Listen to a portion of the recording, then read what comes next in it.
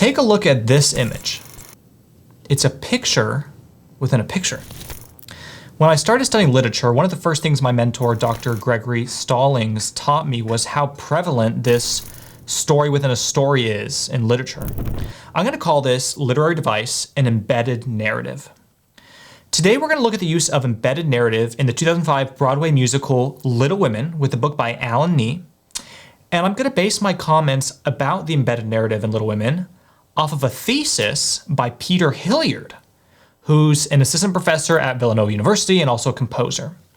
So how did this come about? Well, this past month, I went multiple times to see 3 of my friends perform in a community production of Little Women. And I love to watch a show multiple times to be able to analyze and find patterns and deeper meanings. And in my research, I came across Peter Hilliard's thesis found on his website. His thesis is this, that the embedded narrative in Little Women is actually an extended allegory of the life of protagonist Jo March. Let me prove it to you.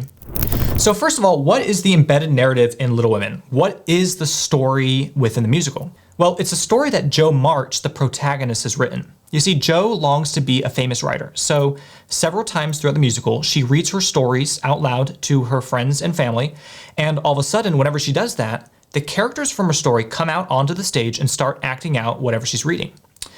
The characters in the embedded narrative are in a separate world from the main narrative because it's kind of like a fantasy story that Jo's writing, so the characters from the 2 worlds don't really interact, except for sometimes for comedic effect, but for the most part, they're in separate worlds.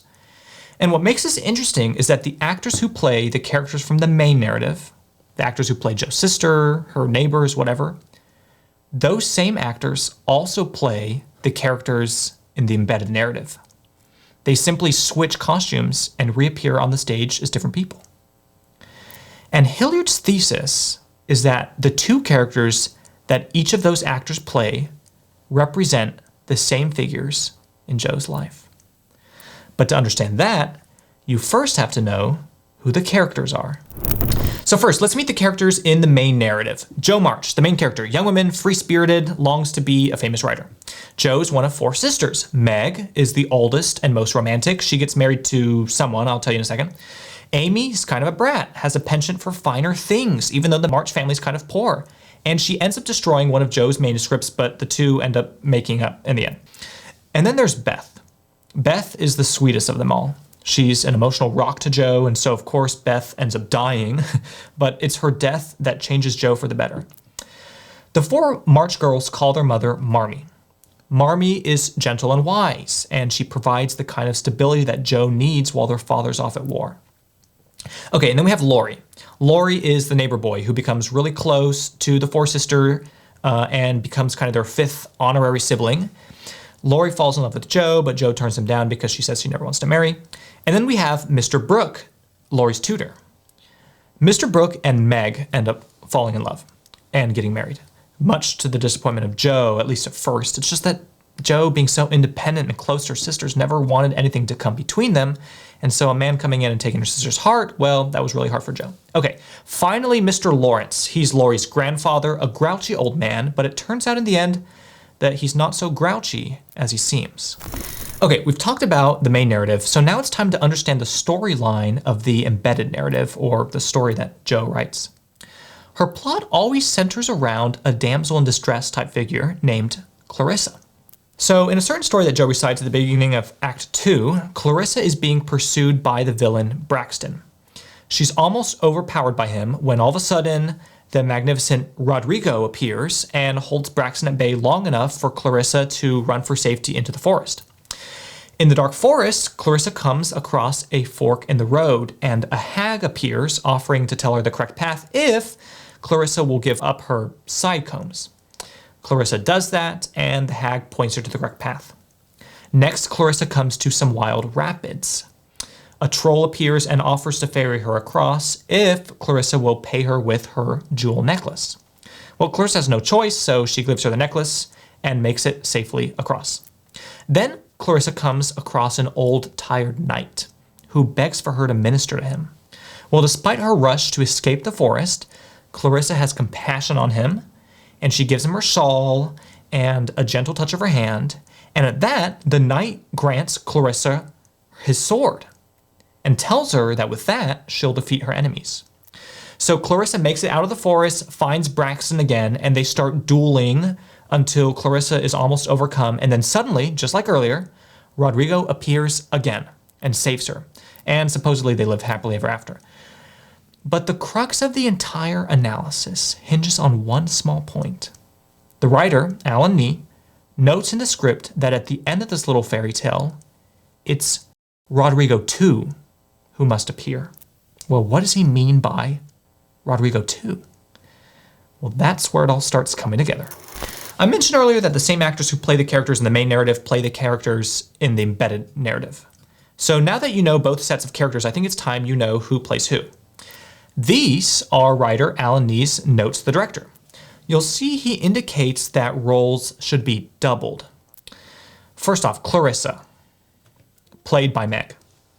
Well, in real life, Jo respects and loves Meg as her older sister, and Hilliard calls Meg and Clarissa both models of feminine virtue. So do you see how these two characters are played by the same actor for a reason? We have the villain Braxton, played by Mr. Brooke. But Mr. Brooke is the sweet tutor who falls in love with Meg. Why would he be the evil villain? Well, the problem is that he represents a masculine figure who, in Jo's mind, is trying to take her sister Meg, Clarissa, away from her. You see how Mr. Brooke is also the villain? Clarissa goes in the forest. She comes to the hag. Well, it's the actor who plays Marmee who also plays the hag. Marmee's older, of course, just like the hag, but she's also a voice of wisdom in the musical. Well, the hag, likewise, is supposed to be kind of wise.